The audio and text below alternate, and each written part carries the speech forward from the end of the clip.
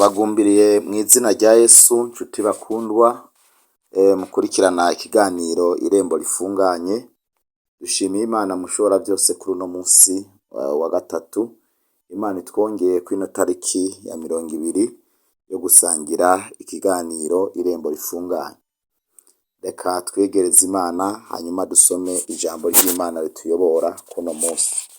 Data nyenicubahiro, ndagushimiye, urakoze mwizigirwa, urakoze muvyeyi mwiza udukunda, urakoze wewe wongeye kutwongera umunsi wo gusangira ijambo ryawe n'ubwoko bwawe mwa kino kiganiro Irembo Rifunganye. Uhezagira ugiye kucumviriza nawe bagiye kugifasha maze bakagisangiza n'abandi mu izina rya Yesu, amen. Imana ishimwe cyane nshuti bakundwa mukurikirana kino kiganiro Irembo Rifunganye. Imana irakoze, itwongeye umunsi, twongeye igitondo ciza, itwongeye kubaho. Abahari abandi benshi batakiriho, abandi bamaze gusezera iyi si, atakintu na kimwe bazongera kuyibonako canke bazongera kuyikorerako. Ariko jewe nawe tugiriwe ibakwe n'Imana, tugiriwe ibakwe n'ijuru ryongeye kutwiyumvirako kugira ngo twongere kubona uyu munsi.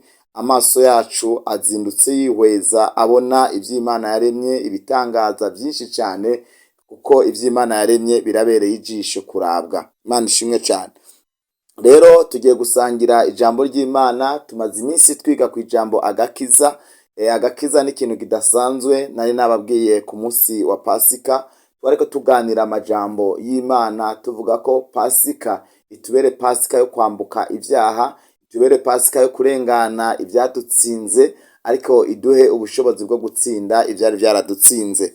Ariko uyu munsi kandi tugiye kubandaniriza ko nyene ku ijambo agakiza, kugira ngo tugume mu ijambo ry'agakiza, kugira ngo umuntu wari we wese ayoborerwe mu nzira y'agakiza. Reka dusome Bibiliya Petero wa mbere igice cyaho ca 4 n'umurongo waho wa mbere. Dusome mu izina rya Yesu. Petero wa mbere igice cyaho ca 4 umurongo waho wa mbere. Ibyo kureka icyaha nuko kuko Kristo yababarijwe mu mubiri, mwitwaze nk'ibigwanishwa bene uwo mutima, kuko uwababarijwe mu mubiri aba amaze kureka icyaha, kugira ngo amare iminsi isigaye akiri mu mubiri, atagikorera ibyifuzo by'abantu, ariko akora iby'Imana igomba. Kuko igihe cyaheze gihagije gukora ibyo abanyamahanga bakunda gukora, no kugendera mu ngeso z'isoni nke, izo kwifuza, kunogwa n'umuvinyu, kudandahirwa, kurundana aho bateretse, n'ibizira byo gusenga ibigirwamana. Birabatangaza yuko mudafatanya nabo kwirukira mu birenze urugero by'ubuhumbu, bakabarementaniriza. Imana itugirire neza.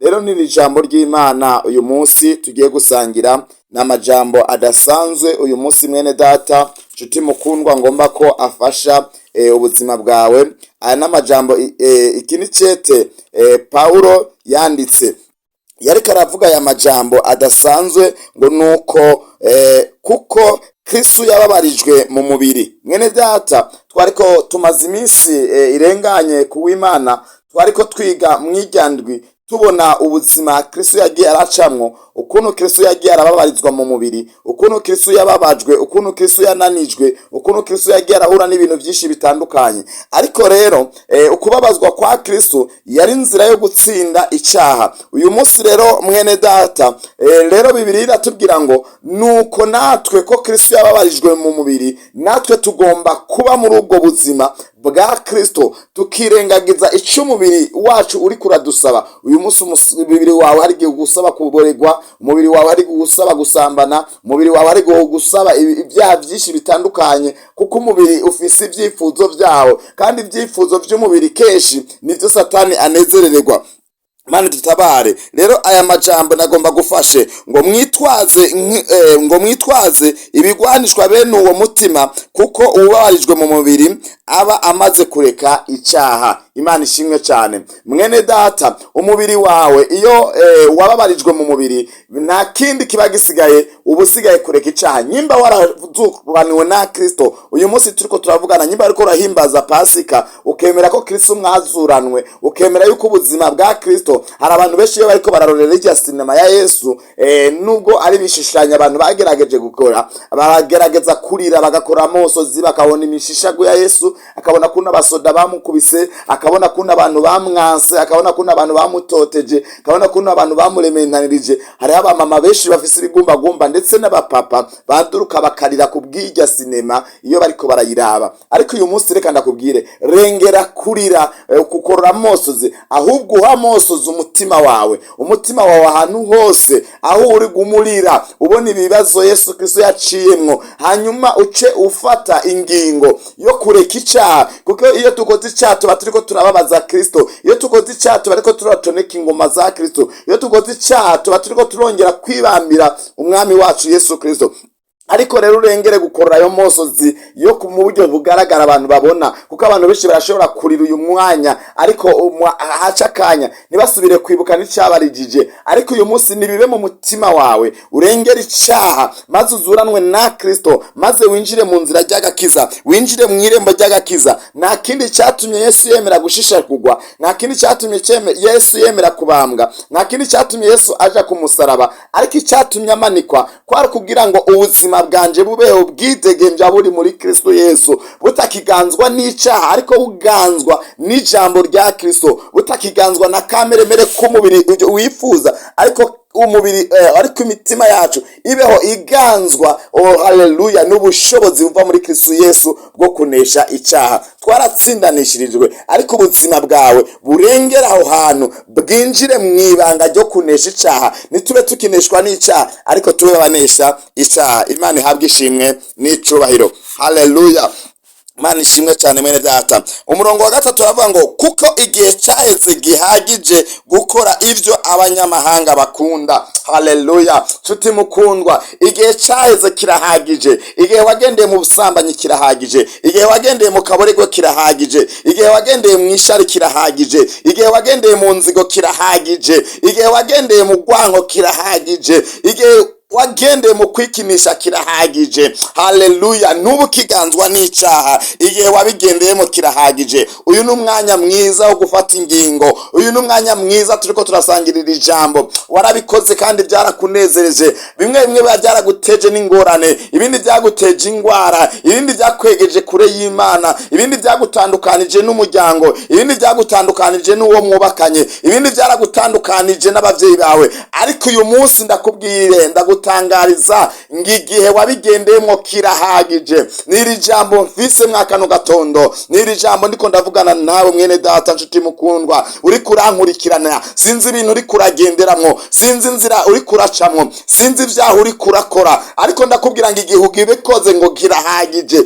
igihe ubimaze n'igihe kirahagije, igihe wabikoreye kirahagije. N'igihe cyaco gufata ingingo kugira ngo winjire mu gakiza, wakira gakiza, wakire Kristo, aganza ubuzima bwawe, aganza umubiri wawe, aganza iyo nyota irikira kuganza. Haleluya. Mwene data, naratangaye cyane, hari abadayimoni cyane bakorera muri ivyo bintu byo kunwa inzoga cyangwa se muri ivyo byaha bitandukanye abantu bakora.